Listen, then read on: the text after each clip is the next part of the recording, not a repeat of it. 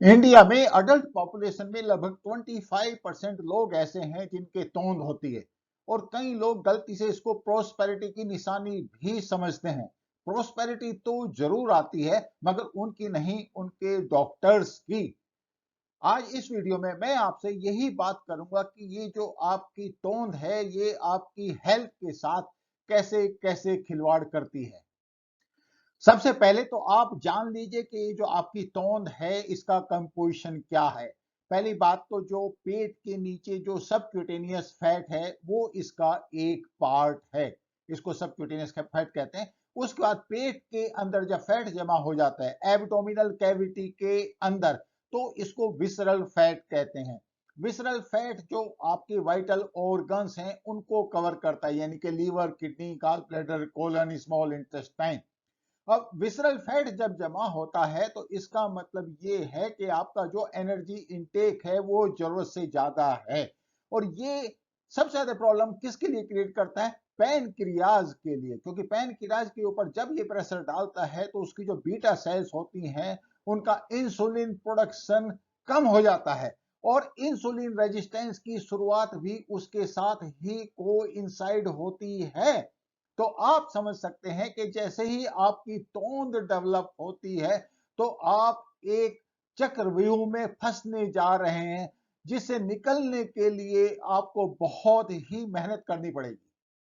अब देखते हैं कि इंटरनेशनल डायबिटिक फेडरेशन का इस बारे में क्या कहना है। डायबिटीज से शुरुआत होती है, उसके बाद ये हाई ब्लड प्रेशर, हाइपरटेंशन जिसको बोलते हैं, या फिर कोरोनरी हार्ट डिजीज, या फिर कार्डियोवैस्कुलर सिस्टम के बाकी एलिमेंट्स, इन सब का जो एक क्लस्टर बन जाता है इसको बोलते हैं मेटाबॉलिक सिंड्रोम। और इसकी जो शुरुआत है, जो बेसिक फाउंडेशन है वो सेंट्रल ओबेसिटी से, यानी कि आपकी तोंद से, फॉलोड बाय इंसुलिन रेजिस्टेंस। आप समझ सकते हैं कि जैसे ही आपकी तोंद डेवलप होना शुरू होती है इंसुलिन रेजिस्टेंस शुरू हो जाता है, डायबिटीज शुरू हो जाती है। और आपके लिए इस साइकिल को यहीं पर रोकना बहुत ही जरूरी है। अब सबसे बड़ा क्वेश्चन ये आता है कि मैं ये कैसे पता करूं कि मेरे को जो तोंद है वो डेवलप हो रही है, वो निकलने वाली है। तो इंटरनेशनल डायबिटीज फेडरेशन ने उसके दो एक्चुअली आपको ऑप्शंस दिए हैं। पहला ऑप्शन तो ये है कि आप देखें कि आपकी वेस्ट का जो मेजरमेंट है वो कितना है। अगर वो 90 सेंटीमीटर से कम है तो आप अभी डेंजर जोन में नहीं हैं। फीमेल्स के लिए ये जो लिमिट उन्होंने दी है वो 80 सेंटीमीटर की दी है। अगर आपका वेस्ट का मेजरमेंट इससे ज्यादा है तो that is a call for action. इसके अलावा उन्होंने एक अल्टरनेटिव पैरामीटर भी दिया है आपकी ओबेसिटी को जज करने के लिए और उसका नाम है body mass index.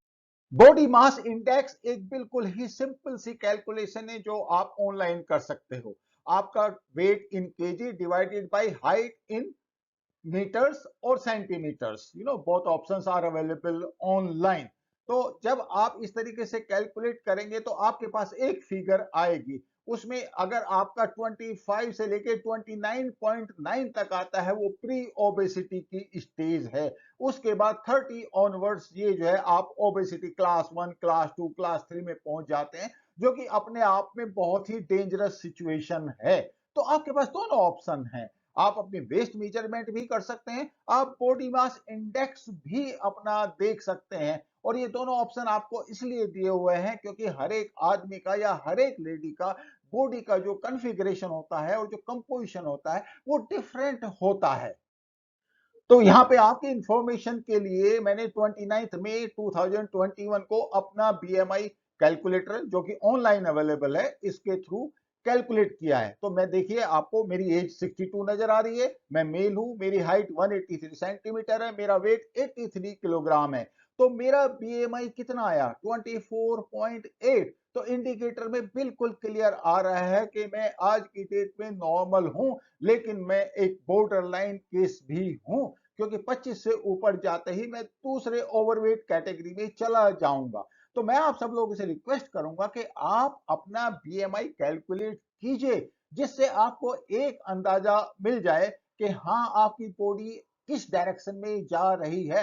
Of course waste line का तो ऑप्शन आपके पास हमेशा ही है। इनवेरिएबली आप देखेंगे कि जो दोनों पैरामीटर हैं ये इन टेंडम काम करेंगे। तो आपको कैसे पता चले कि आप डेंजर जोन की तरफ जा रहे हैं? तो ओबेसिटी का तो एक पैरामीटर हो गया। इसके अलावा इंटरनेशनल डायबिटीज फेडरेशन में 4 टेस्ट हैं जो आपके सामने उन्होंने दिए हैं। तो इसमें बिल्कुल क्लियर कट है कि 4 में से 2 अगर पॉजिटिव हैं तो आप समझ सकते हैं कि नॉट ओनली डायबिटीज, आप मेटाबॉलिक सिंड्रोम की तरफ जा रहे हैं। अगर आप नोट करें तो कोविड के केस में जिन लोगों की मोर्टेलिटी हुई है उसमें से ज्यादातर ऐसे लोग हैं जिनको या तो हार्ट का एलिमेंट था और इनवेरिएबली डायबिटीज तो साथ में ही थी, क्योंकि वो तो फाउंडेशन है। और ये वो लोग थे जिनका जो मैंने आपको आज समझाया, जो टेस्ट समझाए, उसमें वो पॉजिटिव आ रहे थे। तो आप समझ सकते हैं कि इस पूरे सिंड्रोम की जो शुरुआत होती है वो कहां से होती है? ओबेसिटी के। और ओबेसिटी की शुरुआत कहां से होती है? आपकी तोंद के डेवलपमेंट से।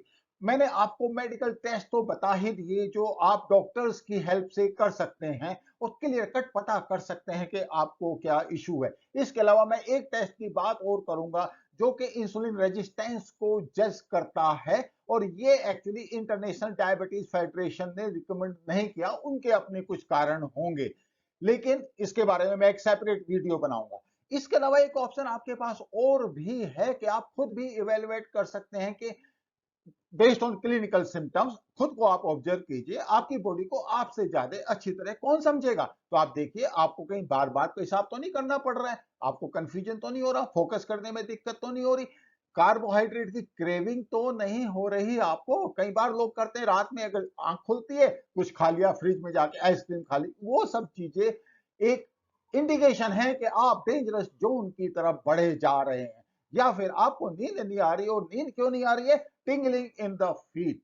ये आप समझ सकते हैं कि एक कोई अच्छा साइन नहीं है और आपको डॉक्टर की कंसल्टेशन करनी चाहिए। अब मैं आपको ऐसे सॉल्यूशंस बताता हूं जो आपको अपने एंड पे लेने हैं। और ये सॉल्यूशंस क्या हैं? बहुत सारे सॉल्यूशन आपको गूगल पे मिल जाएंगे, लेकिन मैं जो आपसे बता रहा हूं, आपको गेहूं की चपाती को रिप्लेस करना है जवार या बाजरा से। प्लीज, ये बहुत ही मस्ट है। मैं मानता हूं ये कंफर्टेबल एक्सरसाइज नहीं है, मगर ये जरूरी है।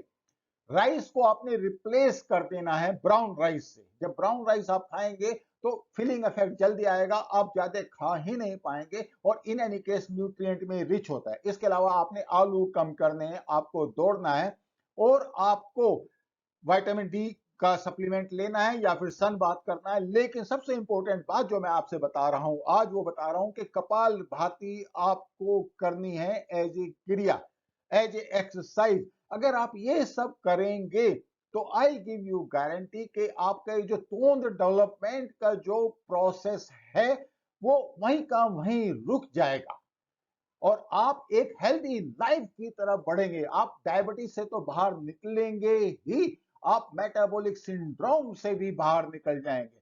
What more do you want in life? So take care. मेरा ये वीडियो आपको कैसा लगा? Please like, share and subscribe.